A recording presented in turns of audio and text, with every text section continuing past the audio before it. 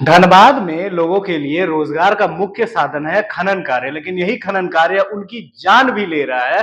पहला मामला नहीं है जो अभी हम आपके सामने लेकर आए हैं, पहले भी बहुत ऐसी घटनाएं हुई है जब होने वाली खनन कार्यों से दुर्घटनाओं में कई लोगों की जान गई है। बीते दिन जब पूरा देश होली का त्योहार मना रहा था, तब बीसीसीएल के एरिया 7 गोपाली चक में हेवी ब्लास्टिंग के दौरान पत्थर उड़कर एक मजदूर के ऊपर लगा और एक मजदूर की मौके पर मौत हो गई। देखिए, विधानसभा में लगातार ये मामला उठते आता है कि जो आउटसोर्सिंग कंपनी है, जो कि ओबी डंपिंग और माइनिंग जैसे कामों में, ब्लास्टिंग जैसे कामों में लगी रहती है, उसकी लापरवाही के कारण लोगों की जानें जाती है। बीते दिन सिंदरी विधायक ने इस मामले को उठाया भी था और अब एक बार फिर हमें देखने को मिला है कि बीते दिन जब पूरा देश होली के जश्न में डूबा हुआ था, उस वक्त माइनिंग गतिविधि हो रही थी, ब्लास्टिंग किया गया। हेवी ब्लास्टिंग के कारण जो पत्थर उड़ा वो एक मजदूर अजय बावरी के सिर पर लगा और अजय बावरी की मौत हो गई, मौके पर ही मौत हो गई उनकी। इसके साथ ही जो ब्लास्टिंग हुआ था उसके कारण कई घरों में दरारें भी आई हैं। अब इस मामले को लेकर बीसीसीएल एरिया 7 जीएम कार्यालय के समक्ष जो परिजन है उन्होंने शव के साथ प्रदर्शन किया। शव को जीएम कार्यालय के बाहर रख कर लोगों ने उचित मुआवजा और नियोजन की मांग की। इस घटना के जानकारी पाकर जो डुमरी विधायक है जयराम महतो, बहुत ही मुखर रहते हैं इन मामलों को लेकर, वो भी मौके पर पहुंचे। उन्होंने भी पहले बीसीसीएल के पदाधिकारी हो गए, आउटसोर्सिंग के पदाधिकारी हो गए और साथ ही जो जिला प्रशासन के पदाधिकारी है, जिला खनन पदाधिकारी, उनसे बातचीत की और इस परिवार को उचित मुआवजा देने की मांग की। पहले सुनिए आप क्या कहा डुमरी विधायक जयराम महतो ने। बहुत ही दुर्भाग्यपूर्ण है कि ब्लास्टिंग के दरमियान पत्थर उनके सर पे लगा और सर पे चोट लगने से उनका डेथ हो चुका है। और होली का दिन है, पूरा परिवार धरने पर बैठा है, डेड बॉडी लेके मातम।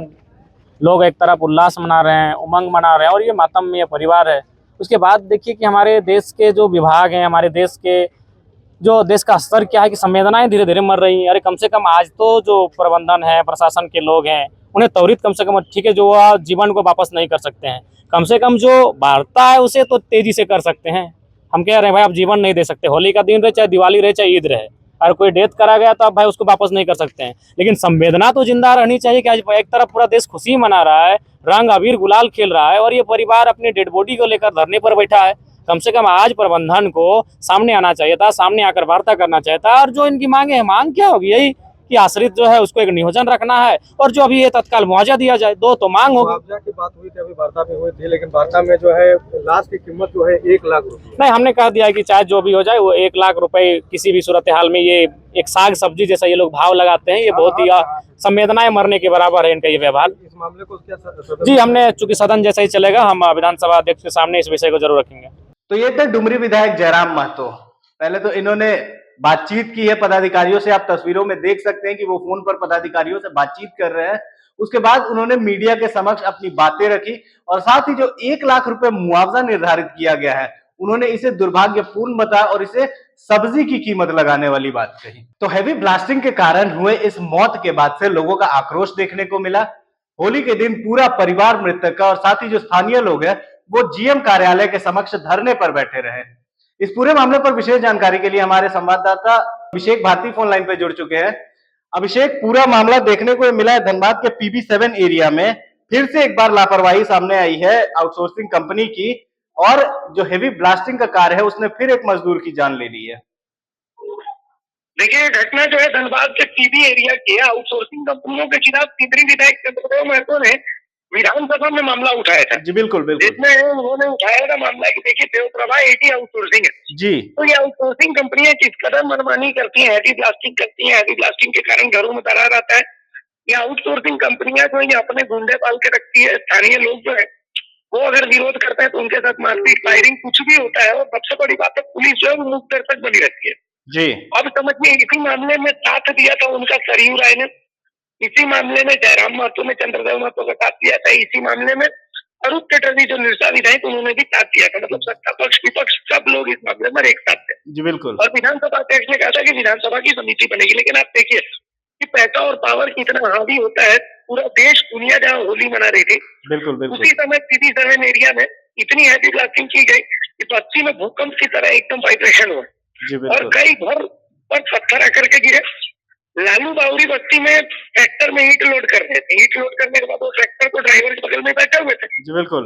और उड़ते हुए पत्थर उनके सर पर गिर गया, जिससे उनका वहीं पर जो मौत हो गई। उनको हालांकि अस्पताल तो ले जाया गया, पीजीएच अस्पताल ले जाया जाता था, लेकिन मौत उनकी मौके पर ही हो गई थी। बताया जा रहा है कि मौत रास्ते में ही हो गई थी उनकी। अभिषेक, अगर मैं गलत नहीं हूं, अगर मैं आपको ध्यान दिलवाऊं तो कुछ दिन पहले भी एक ऐसी ही घटना आई थी जब हेवी ब्लास्टिंग, अभी तो ये घटना हुई है, बीते दिन ये हुआ था कि ओबी डंप के दौरान एक पत्थर सरक कर एक युवक के घर के दीवार को तोड़ते हुए उस युवक को कुचल कर निकल गया। उस युवक की भी मौत हो गई थी। इसे लेकर भी खूब बवाल देखने को मिला था। गौरव, बड़ी बात यह है कि बवाल के अलावा तो कुछ नहीं होता है। बवाल तो होता है, बिल्कुल। लेकिन उस बवाल का नतीजा क्या निकलता है? भाई, विधानसभा में सवाल उठ गया, विधानसभा में विधानसभा अध्यक्ष ने विधानसभा की समिति बनाने की मांग कर दी, लेकिन इसका नतीजा क्या हुआ ये बताइए। At the end of the day आपके पास रिजल्ट में क्या निकला? अभिषेक, एक और बात आपको बता दूं कि जो मुआवजा निर्धारित किया गया है वो है महज 1 लाख रुपए, जिसको लेकर मौके पर जब डुमरी विधायक पहुंचे थे तो उन्होंने भी नाराजगी जताई है और इस मुआवजे की रकम को बढ़ाने की मांग की है। भाई, वही तो सवाल है गौरव। ठीक है, मुआवजा आप दे भी रहेंगे, चलिए मैं मानता हूँ कि आप 1 करोड़ रुपए मुआवजा दे देंगे, जी बिल्कुल। आप लड़ करके और 1 करोड़ रुपए के मुआवजे तक पहुंच देंगे। बिल्कुल। लेकिन मेरा सवाल ये है कि इसका मतलब आप मुआवजा देने के बाद क्या आपको ऐसी हत्या की अनुमति मिल जाती है? सवाल ये है कि क्या बीसीसीएल की ऐसी मनमानी चलती रहेगी कि आउटसोर्सिंग कंपनियों का ये जो अत्याचार है ये बिल्कुल। चलता रहेगा? तो ये जो सवाल है, ये सवाल बड़ा है गौरव, और ये सवाल का जवाब तो ये ढूंढने की जरूरत है। क्योंकि देखिए, ठीक है, आप, मैं फिर वही बात बोल रहा हूँ, फिर मुआवजा मिल जाएगा, मामला आया गया हो जाएगा, बवाल हो जाएगा, मामला शांत भी हो जाएगा, लेकिन at the end of the day result क्या निकलेगा तू इधर उधर की छोड़, बता कारवां लूटा कैसे? तो सही सवाल बात है ये अभिषेक, जान भी ली जा रही है और उसकी एक कीमत लगा के मामले को ठंडे बस्ते में डाल दिया जा रहा है। ये बेहद दुर्भाग्यपूर्ण है। बहुत बहुत शुक्रिया हमारे साथ जुड़ने के लिए अभिषेक। तो देखा आपने किस तरीके से यहाँ पे जान की कीमत लगाई जा रही है, अपनी मनमानी की जा रही है कंपनी के द्वारा। बीसीसीएल भी इसमें मुखदर्शक बनी हुई है। पूरा मामला आता है, उठता है, कुछ पैसे दे दिए जाते हैं और ठंडा हो जाता है और फिर से वही लापरवाही का सिलसिला धनबाद के माइनिंग इलाकों में जारी रहता है। तो ये जो पूरी दुर्घटना हुई है, इसकी और विशेष जानकारी के लिए ग्राउंड लेवल पे मौजूद थे हमारे संवाददाता धनबाद से सितुन मोदक। हम उनसे भी जुड़ेंगे।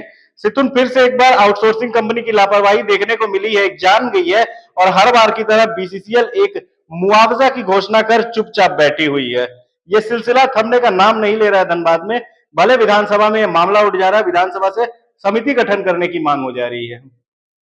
जी बिल्कुल जिस तरह से धनबाद में बीसीसीएल के अधीन कोयला खनन करने वाली आउटसोर्सिंग कंपनी की मनमानी जो है वो बढ़ती ही जा रही है। खुलेआम नियमों को जो है ताक पर रखकर हेवी ब्लास्टिंग कर परियोजना में आउटसोर्सिंग कंपनी के द्वारा जो की गई है, इस हेवी ब्लास्टिंग के कारण जो है एक व्यक्ति की मौत हो गई और कई घरों में, करीब दर्जनों घरों में जो है वो दरारें पड़ गई हैं, बिल्कुल। लेकिन सवाल ये है कि जिस तरह से हेवी ब्लास्टिंग किया जा रहा है, इसमें ना डीजीएमएस का जो नियम है उसको फॉलो किया जाता है और ना ही वहाँ पे जो घनी आबादी है आसपास में उनको देखा जाता है, ना उनकी सुरक्षा पर किसी भी तरह का कोई ध्यान नहीं रखा जाता है और जबरन जो है वहाँ पे हेवी ब्लास्टिंग की जाती है।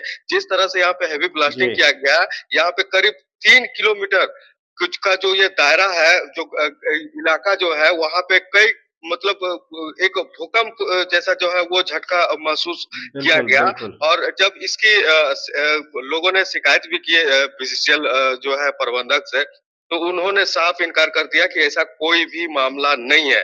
बिल्कुल बिल्कुल सितुन, ये अगर मैं आपको जहां तक अगर आपका ध्यान आकृष्ट करना चाहूंगा कि ये पहला घटना नहीं है धनबाद में। कुछ दिन पहले भी ओबी डंपिंग के दौरान एक दुर्घटना हमें देखने को मिली है, जब एक पत्थर सरक कर एक युवक के घर को तोड़ते हुए और युवक जो सो रहा था अपने घर के अंदर उसे कुचलते हुए निकल गई।